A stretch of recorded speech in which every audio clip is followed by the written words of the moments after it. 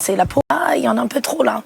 T'as 6 semaines pour perdre 6 kilos. Petit à petit, ça m'a emmené à passer à l'acte de me faire vomir, en fait, pour perdre du poids plus rapidement. C'est un sportif de haut niveau.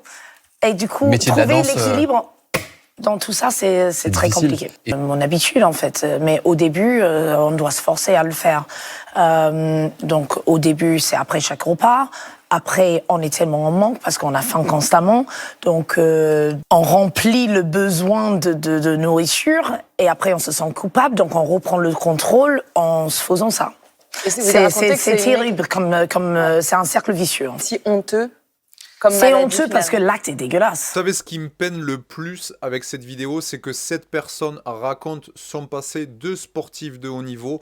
Or, la situation qu'elle raconte dans cette vidéo est tout simplement la situation que connaissent beaucoup de femmes et beaucoup de mamans dans une situation d'envie de perte de poids, capable de pouvoir mettre en place des choses très drastiques pour pouvoir y arriver. Et malheureusement, aujourd'hui, à cause des réseaux sociaux, cet effet s'exacerbe dans le sens où on voudrait ressembler à quelque chose qui malheureusement n'existe pas. On voudrait ressembler à certaines personnes que l'on voit en photo. Or, ce sont purement et simplement des photos.